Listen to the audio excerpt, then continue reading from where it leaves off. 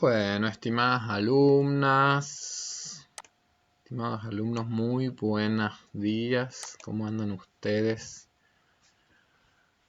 Yo parezco un loco hablando solo frente a una computadora, pero bueno, uno realmente hace, al menos yo, el esfuerzo de imaginarme que estoy interactuando y de que estamos en el aula y de que estamos intentando compartir algunas ideas y pongo esa imaginación para hacerlo un poco más llevadero.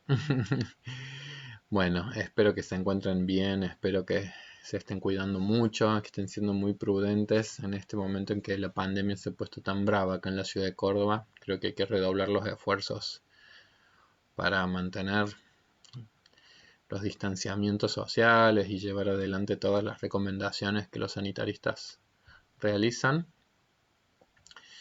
Y mientras tanto, poner también lo mejor de nuestro espíritu para seguir adelante en este año tan complejo que nos toca. Bueno, ustedes van a recibir esta clase mañana martes 6 de octubre. Ya estamos en octubre. La verdad que nos va quedando un tranco relativamente corto, ya nuestros últimos 2 meses de curso. Y nosotros estamos en la parte del curso en donde en las preguntas importantes pero inciertas de la vida estamos trabajando con la idea del amor y del odio y de lo que entra en juego en los vínculos y en las relaciones, y vamos a trabajar con un texto que es el de Erich Fromm, que la semana pasada, bueno, lo empezamos como a presentar de qué se trataba o en qué se diferenciaba por ahí este autor de Don Sigmund Freud también. Y bueno, vamos a trabajarlo durante unas cuantas clases y vamos a ver también una película vinculada a estas temáticas. Y después ya hacia el cierre del curso nos estaría faltando trabajar con el texto del Martín Fierro y los consejos y la idea de la sabiduría puesta y la experiencia puesta al servicio de la guía y el cuidado de los más jóvenes. Y un poco el Martín Fierro también es un poco una metáfora de esas cosas, entre su ida y su vuelta y sus cambios y sus transformaciones que tiene ese personaje. Y bueno, vamos a trabajar con eso, y eso es un poco lo que en este curso nos está restando por abordar. Bueno, la semana pasada cuando hicimos la introducción a este texto de El arte de amar de don Erich Fromm, yo les había dicho, también les había como sugerido, para no solamente quedarnos como con esa imagen edulcorada del arte del amor, el arte de amar, era también pensar en el arte de odiar. Porque yo les había dicho, bueno, que quizás el, el texto de Fromm peca en términos de como muy endulzadamente pensar solamente en los aspectos más íntegros y más extraordinarios de la capacidad humana, que evidentemente tienen que ver con la capacidad amorosa. Pero efectivamente, la capacidad de amar a los otros, y ya vamos a ver cómo lo plantea Fromm en el texto, son la muestra de una potencia psíquica, de una capacidad psíquica bastante significativa y muy representativa de un desarrollo muy integral de la personalidad hacia la madurez, porque la capacidad de amar es una clara expresión de madurez psicosocial en la condición humana. Pero poder llegar a comprender que esa capacidad no es algo que vaya a brotar espontáneamente y que incluso en la condición humana, en tanto que ser vivo, que como todos los seres vivos tenemos nuestros componentes complejos en términos de que luchamos para la supervivencia y de que hay aspectos que están como profundamente codificados, y uno ve, qué sé yo, que un niño hasta pequeñito también tiene comportamientos que uno podría catalogar como de agresivos, cuando muerde o cuando golpea o cuando tiene ciertas acciones que uno podría considerar como expresiones más bien agresivas u odiosas. Bueno, poder llegar a comprender entonces el amor como una expresión de la madurez, pero como algo complejo a construir a lo largo de la vida psíquica, bueno, nos puede ir ayudando a entender lo que se juega en los vínculos humanos. Pero bueno, yo les había dicho que para no caer como en esa cuestión de pensarlo al amor en términos endulzados, pero fundamentalmente, ¿cómo no hacer para caer en una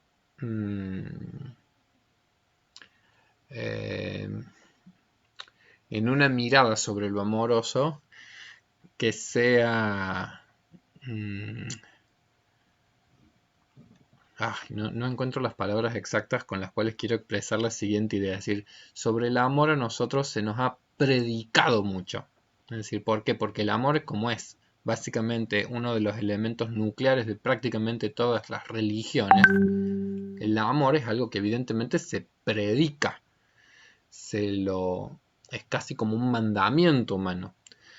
Pero a mí lo que me interesa es que nosotros pudiéramos hacer una lectura psicológica del amor. Es decir, no tanto como algo que se predica, que evidentemente uno lo puede considerar como algo bueno, sino que en términos psicológicos la pregunta es, bueno, ¿cuáles serán las condiciones de la vida psíquica que posibilitan la emergencia de capacidades amorosas en la condición humana? Y al mismo tiempo, ¿qué otros aspectos pueden ayudarnos a entender también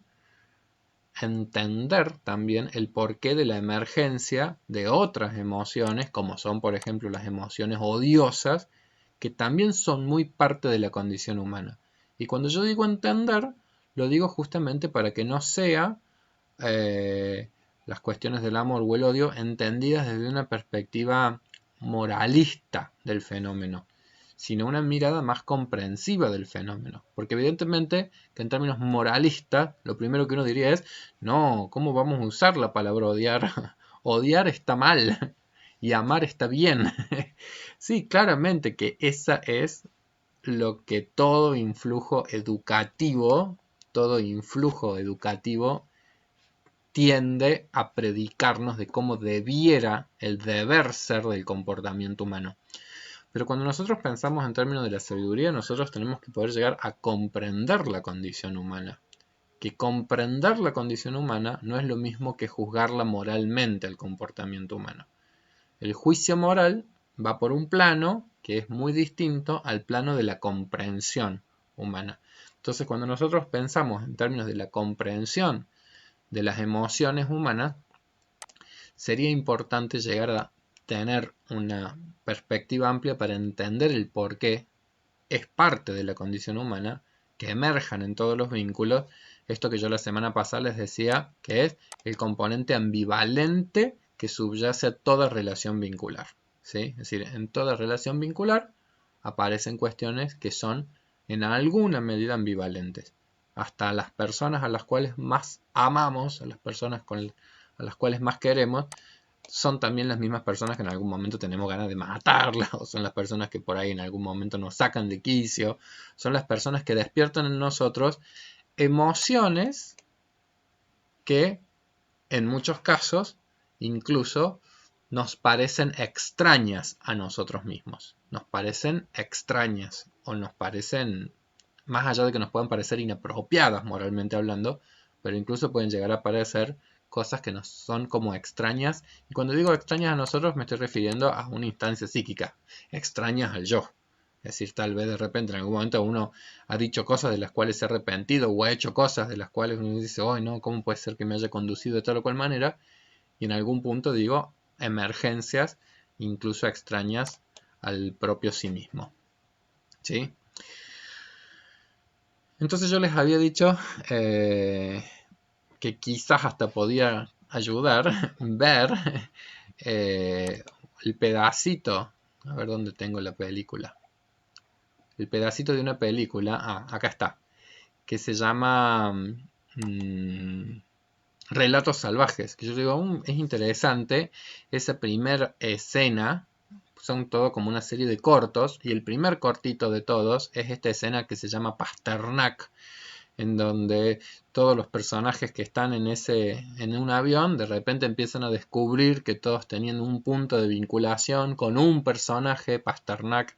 Entonces la primera que aparece como personaje es esta chica y dice, ah, fue mi primer novio, terminamos mal, no sé qué, y charlando con el otro señor era, ah, sí, mira vos, porque yo lo tuve que defenestrar en una tesis de en una tesis en donde era un desastre lo que hizo, era un horror. Entonces sí, y ella le dice, bueno, pero la pasó muy mal. Yo la verdad es que no terminamos bien, pero tuvimos que terminar.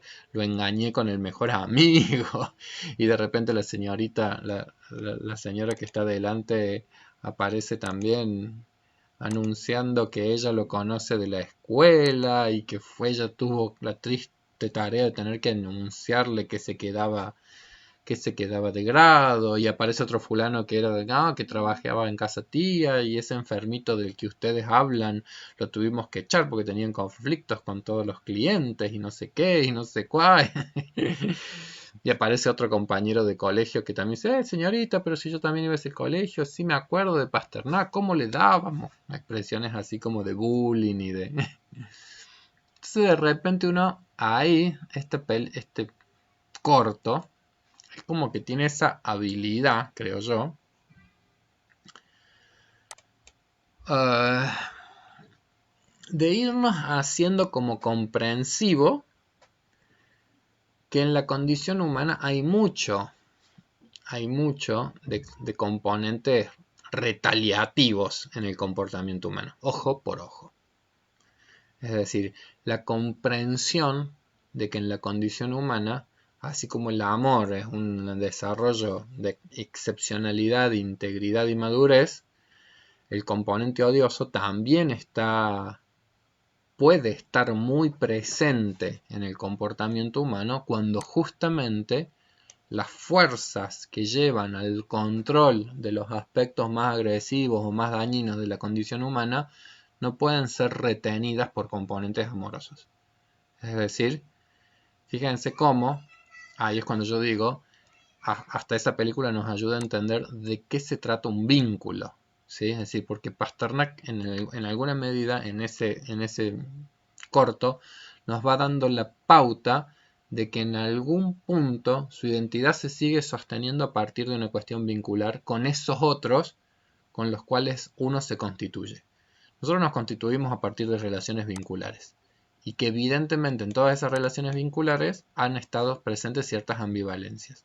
Por supuesto que si en vez de estar presentes esas ambivalencias con predominio de lo amoroso, sino que está en predominio de lo que el componente odioso, las posibilidades de desarrollo psíquico, las posibilidades de sostén de la autoestima, las posibilidades de cierto equilibrio emocional, se ven seriamente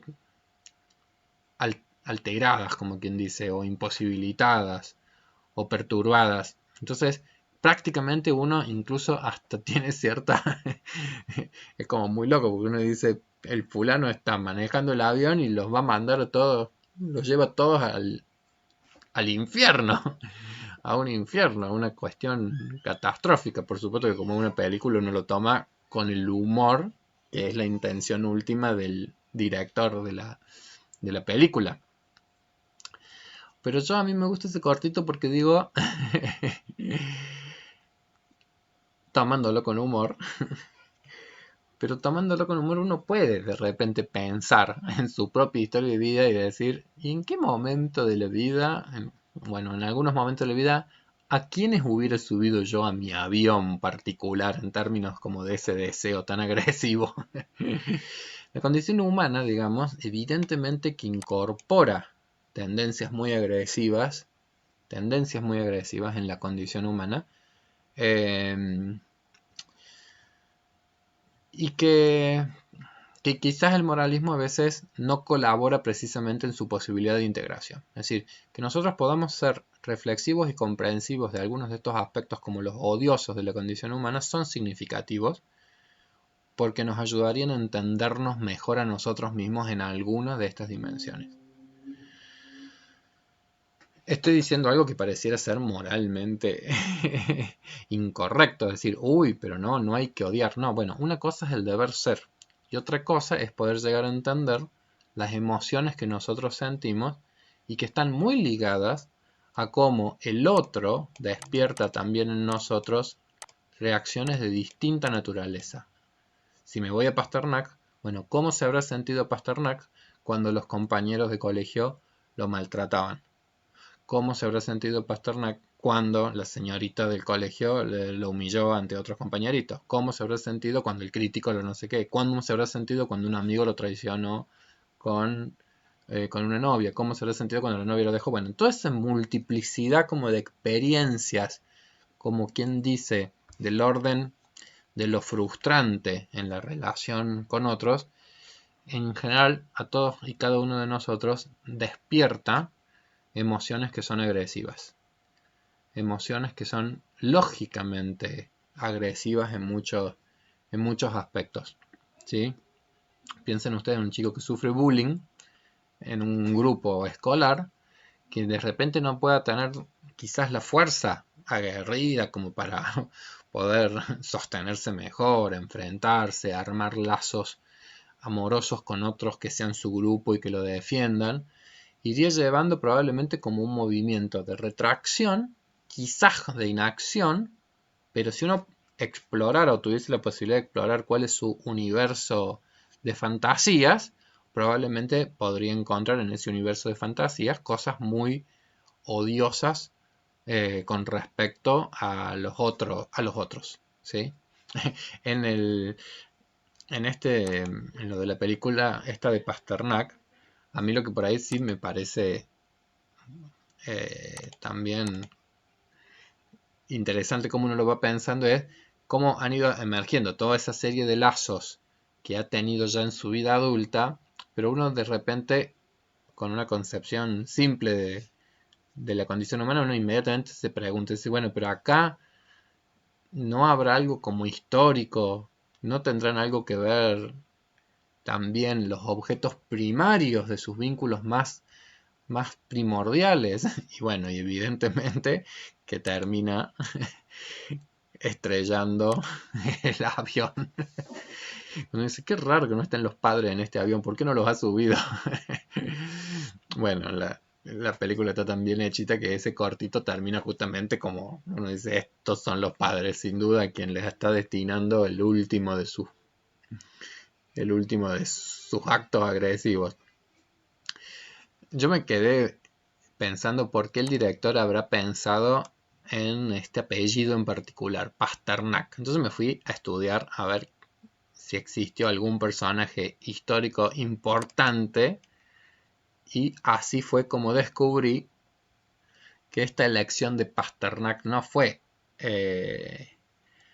azarosa del director de la película. Boris Pasternak fue un escritor ruso que intentó en algún punto poner en crisis algunos aspectos del autoritarismo del modelo de la Unión Soviética. Tuvo un libro bastante conocido y que lo hace saltar a la fama, que lo lleva a ser ganador de un premio Nobel de literatura, que es el libro Doctor Zhivago, que yo lo he escuchado, yo no sé si no lo han hecho también en película, pero lo que me parece lo más interesante de entender cómo se asocia a lo que el director haya usado este apellido es lo que él vivió en un encuentro o en un meeting en donde dice, bueno, el 29 de octubre de 1958, en el pleno del Comité Central de la Unión de las Juventudes Comunistas, su jefe, Vladimir Semichatsny, desacreditó a Pasternak ante las 14.000 personas entre las que se encontraba Khrushchev, bueno, y otros jefes políticos, etcétera, etcétera, y empezó diciendo que Pasternak era una oveja sarnosa que se plegaba a los deseos de los enemigos de la Unión Soviética con escritos llenos de calumnias, etcétera, etcétera. Entonces digo, bueno, está claro que Don Pasternak, no, el director de esta película de Relatos Salvajes, no eligió el apellido Pasternak porque sí, sino que en algún punto parece ser que ha sido esta persona que pasó como por esa experiencia de humillación ante 14.000 fulanos. Entonces, vuelvo un poco a la película y vuelvo un poco a alguna de estas ideas, es decir, bueno, uno puede llegar a entender entonces el porqué del fracaso de las capacidades de ligazón amorosa cuando en una historia singular uno, en vez tal vez de haber tenido la fortuna de haber sido objeto de amor, haya sido tal vez el objeto de experiencias de abandono, de descuido, de rechazo, con los sedimentos de dificultades entonces para el establecimiento en una vida social, en una vida relacional y en una vida amorosa. Bueno, dicho sea todo esto,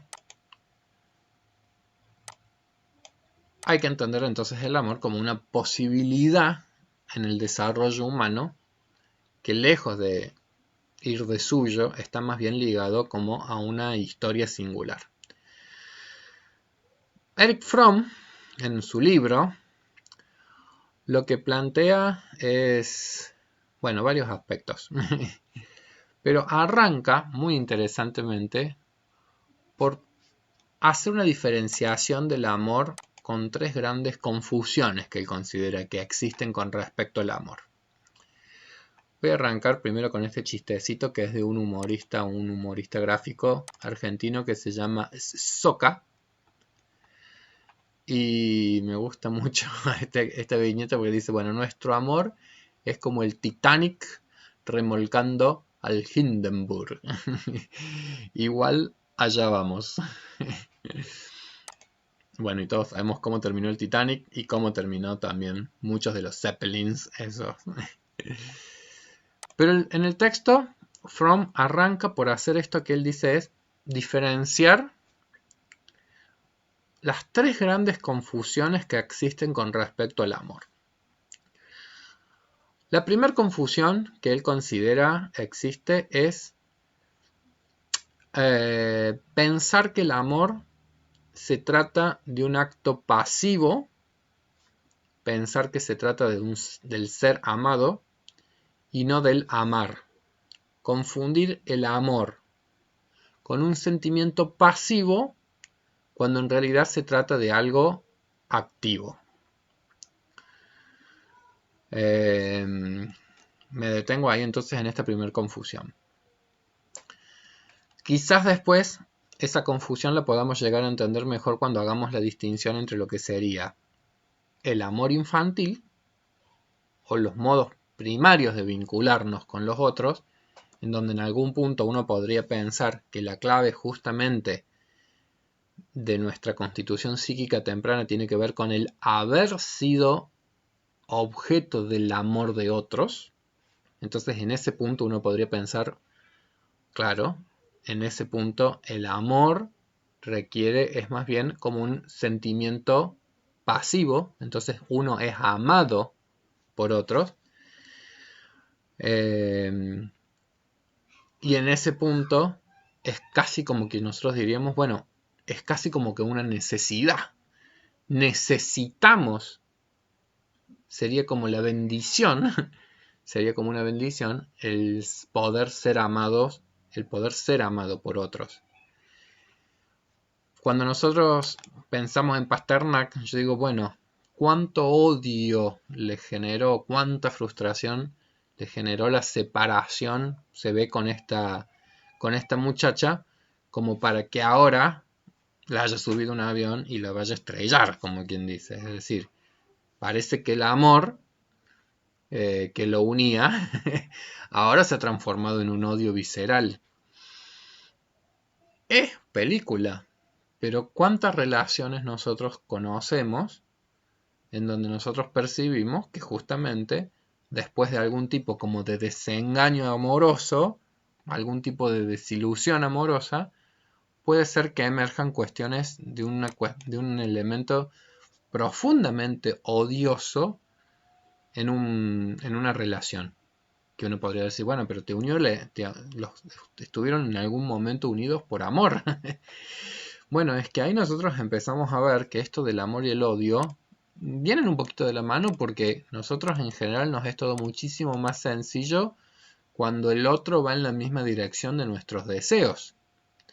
Pero en cuanto el otro empieza a ir, como quien dice, en contra de nuestros deseos, ya el otro no solamente despierta mis componentes más amorosos, sino que de repente también empezamos a ver que nosotros en la constitución vincular pareciera ser que no solamente nos constituimos con, sino que también nos constituimos contra.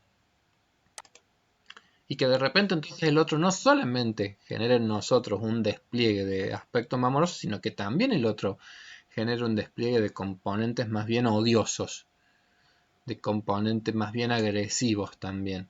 Si pareciera ser que todo va bien cuando el otro se amolda a nuestros deseos, pero cuando el otro no se amolda a nuestros deseos, ¿qué emerge? ¿O qué sentimientos entonces afloran? Bueno, ahí entonces empezamos a ver de qué se trata justamente la integridad personal para tener capacidad para que algunas de esas emociones puedan llegar a ser reguladas. Pero insisto, quizás el primer paso sea poder llegar a reconocerlas. Poder llegar a reconocer que en la condición humana estas son emociones absolutamente posibles. Yo me acuerdo que en estos cursos, en las cuestiones presenciales, yo siempre relato, en términos de esto de no desconocer nuestros componentes más odiosos, el haber tenido un determinado, en algún momento de mi vida, el haber en un contexto laboral, tener que lidiar con una determinada personalidad de un jefe, con determinadas cualidades en donde, bueno, teníamos malas relaciones, todo el mundo tenía malas relaciones con él y por ahí alguien cuando me preguntaba, ¿y qué le deseas a este personaje? ¿Y qué le deseo? Mi deseo interno era, y bueno, algo así como que lo pise un trolebús, pero además que sea un trolebús articulado, esos que son súper largos, entonces tienen como no sé qué, 8 conjuntos de ruedas, entonces yo me imaginaba yo, que lo pise, pero que lo pise un trolebús articulado. Y por supuesto que una combinatoria de odio, con humor, con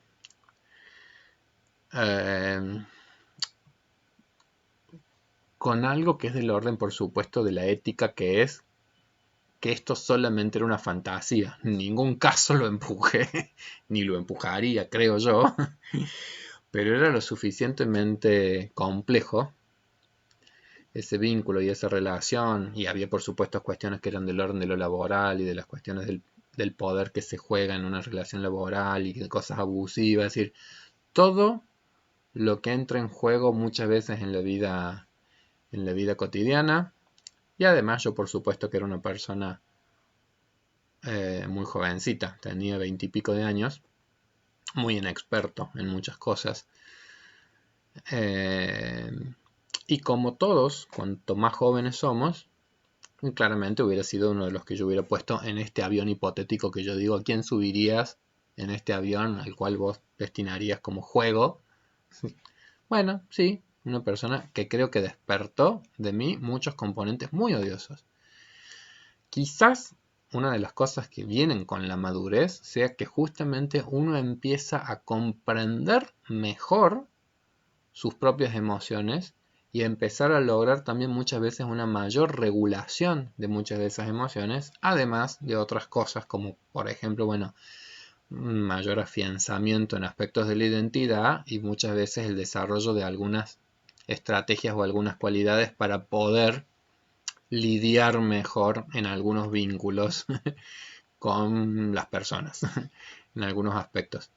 Digo, bueno, yo en este momento ya no, yo me doy cuenta que efectivamente quizás entre los 20 y los 30 hubiese cargado en el avión a muchas más personas que quizás con el paso del tiempo nos va diciendo, bueno, no, ya necesito con una avioneta me alcanza, tal vez ya con pocos asientos me son suficientes, o tal vez ya llegue el momento, y yo creo que eso ya son como las expresiones de máxima madurez, cuando uno puede efectivamente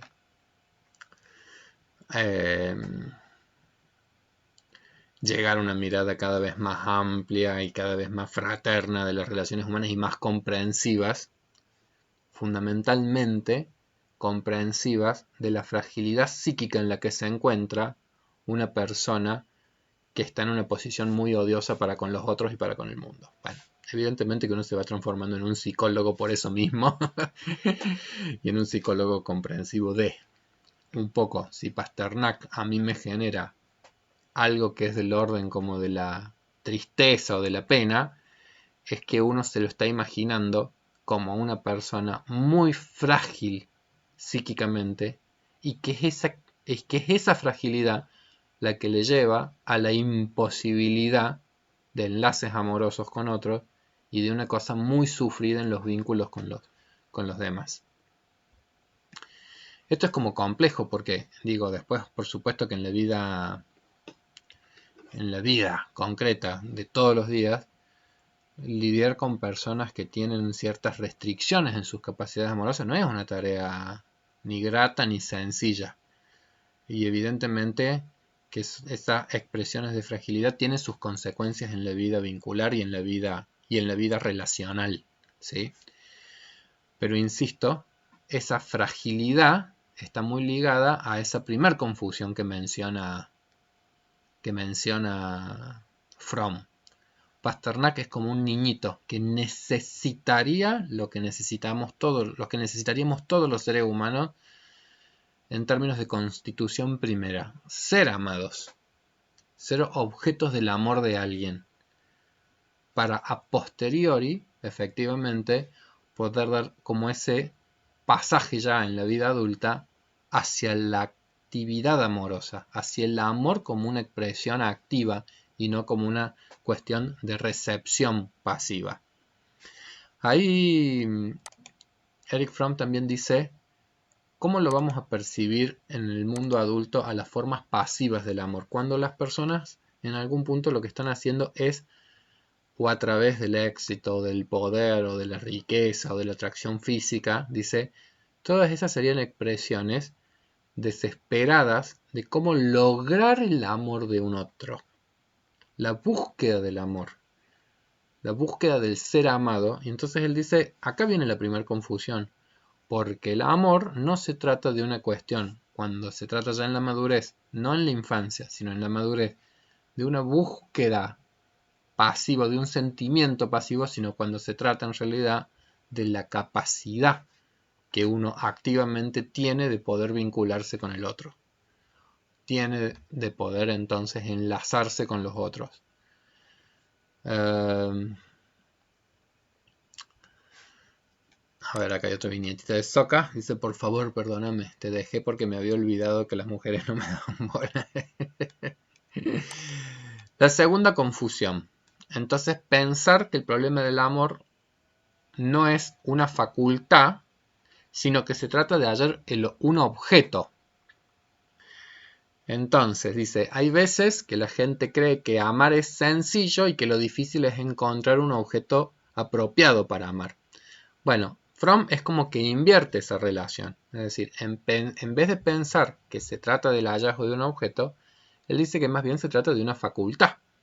Entonces, si hay posibilidad de amar, él dice, incluso el ejemplo prototípico eran los casamientos establecidos socialmente de otras épocas. Es decir, algunas personas que, por ejemplo, venían migrantes de Europa y por carta ya tenían definido con quién iban a establecer un enlace amoroso,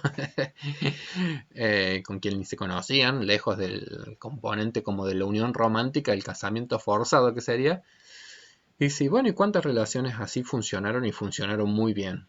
Y a la inversa, es decir, ¿cuántas relaciones o cuántos vínculos supuestamente organizados de una forma muy romántica, es decir, elegidos mutuamente y prometiéndose el amor hasta que la muerte te separe, y porque hubo todo un proceso de enamoramiento, etcétera, etcétera, y sin embargo esos vínculos no necesariamente fructifican con el tiempo y terminan también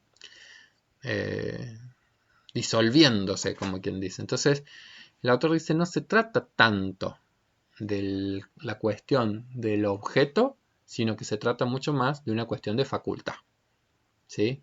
No se trata de encontrar la persona, sino que se trata más bien de qué capacidades son las amorosas que están presentes en cada uno de nosotros y en qué medida esas son capaces también de ser cultivadas. Entonces, primer confusión, la de no pensarlo en términos de pasividad, sino más bien de acto, de actividad, y por lo tanto también pensarlo ya más como una facultad o como una capacidad más ligada a capacidades que solamente a objetos. Es decir, si uno volviera a la idea de Pasternak, es decir, y yo no sé si es que tuvo la suerte o la no suerte de que con esta chica las cosas no funcionaran. Es muy probable que este muchacho, estando en una posición tan pasiva, con tan pocas capacidades amorosas, ligadas a una propia historia de sufrimiento, ligada a una propia, todavía tuviese, si no hubiese sido esa chica, bueno, y hubiese sido otra. Y bueno, probablemente con otro hubiese tenido exactamente la misma dificultad. O probablemente hubiese tenido también muchas experiencias de fracaso con otras mujeres. Entonces, bueno, la repetición de algunas de esas experiencias de repente podrían empezar a ser el indicador de que no se trata de que es el objeto, sino que hay algo más bien en términos de facultades o de capacidades que no terminan, como quien dice, de poder integrarse en términos de una personalidad más madura. Y en la tercera confusión que menciona Erich Fromm, la tercera confusión, bueno, acá hay otra viñetita que dice: ¿cuántos amores de nuestra vida nos habremos perdido solo por viajar en otro vagón? En general, en la literatura amorosa, digamos, siempre la idea es la de hallar un objeto. Entonces él apunta a que no se trata tanto de un objeto, sino de qué capacidad hay. Y la tercera gran confusión, que para mí esta es como la más nítida, la más clásica y la que a medida que van pasando los años uno tiene como con muchísima mayor claridad, es la confusión entre el amor y el enamoramiento, que son, lejos de ser sinónimos, son cosas muy distintas, muy distintas. Entonces, el enamoramiento es la experiencia inicial del amor, ¿sí?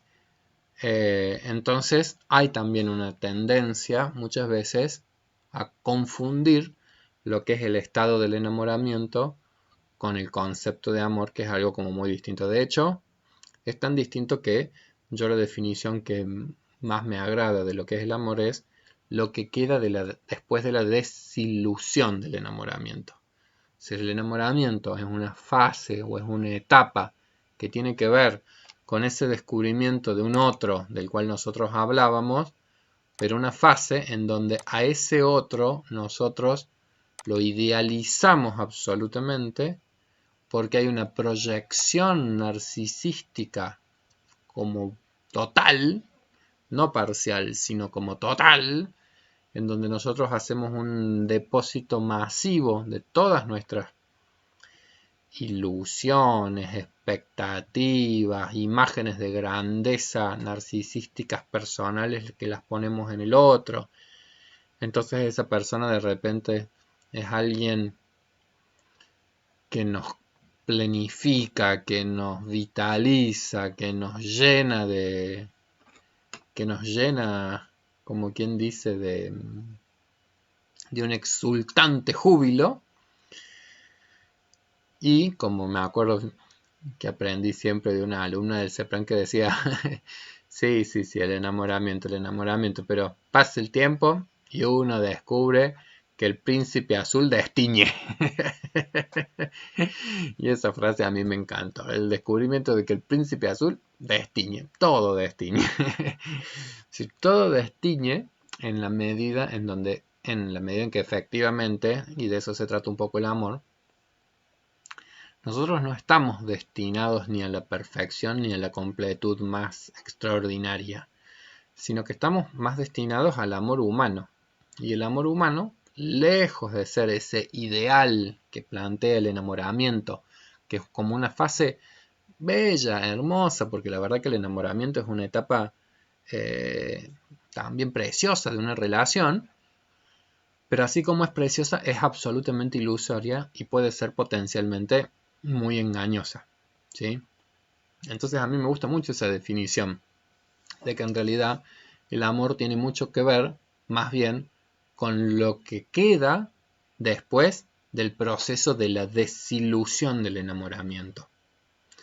En ese sentido también, nuevamente, uno podría pensar que guarda nuevamente como relación como con una cuestión como más infantil. Es decir, el enamoramiento sería también como un poco esa fase en donde prácticamente desaparece todo criterio de realidad y estamos como quien dice gobernados como notablemente por un principio de placer en donde nosotros estamos como proyectando en el otro y por lo tanto el otro se transforma en alguien que pareciera ser que colma completamente mis expectativas, mis anhelos, mis deseos, etcétera. ¿Sí? En esta viñetita me gusta porque están en dos planos totalmente distintos. Él solo escuchas lo que querés, no te aguanto más flaca. Y ella, ay, ¿de verdad crees que estoy flaca? Evidentemente digo, están en dos planos distintos. Ella todavía está tan enamorada que todavía ni siquiera puede percibir que destiñe. Este fulano ya está en la etapa en donde no, ya destiñó y ya se está desilusionando completamente de la flaca y ya están en camino a la disolución del vínculo. Bueno, entonces yo decía, tres confusiones marca Fromm. La primera, de la pasividad a la actividad, confundir el amor como una cuestión más bien pasiva. La segunda, la facultad en vez de pensar el objeto, pensar que las cuestiones de amor es encontrar a quien amar, cuando en realidad más que a quien encuentras es qué recursos psíquicos hay para poder establecer vínculos con los demás. Y la tercera, la confusión de pensar que el amor es sinónimo de esa fase ilusoria que es el enamoramiento. El amor, lejos de ser una ilusión, es una ardua tarea en la cual estamos todos implicados porque la vida de todas las personas, en la vida de todas las personas, evidentemente que lo vincular, los enlaces con los otros y contra los otros, es lo que a nosotros nos constituye. Somos lo que somos a partir de historias vinculares, somos lo que somos a partir de relaciones que establecemos con y contra los otros desde nuestra más temprana infancia, matrices de nuestros primeros vínculos amorosos, y cuando hablo de vínculos amorosos, odiosos y también angustiantes. Entonces, voy a hacer una primera pausita. No, voy a leer esta frase que me encanta y hacemos la primera pausa. Pero dice, prácticamente no existe ninguna otra actividad o empresa que se inicie con tremendas esperanzas y expectaciones y que no obstante también fracase tan a menudo como el amor. Me parece una frase bella. Por supuesto que acá yo creo que esto es como bastante válido para pensarlo en algún vínculo amoroso de los que no es tan extraño que uno pase, que hayan incluido fases de enamoramientos profundísimos y después de desilusiones que llevan a la pérdida, digamos, de ese enlace amoroso. Pero un poco, volviendo a la viñeta, de eso se trata también el amor. A veces es como el Titanic remolcando el Hindenburg y sin embargo, allá vamos. Porque, como dice la canción, no se puede vivir sin amor.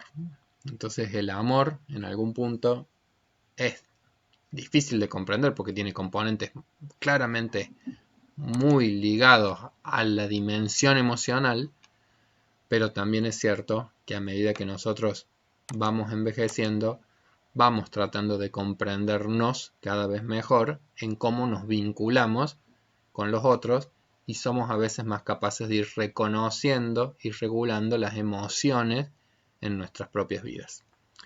Bueno, voy a hacer un primer cortecito acá y continuamos.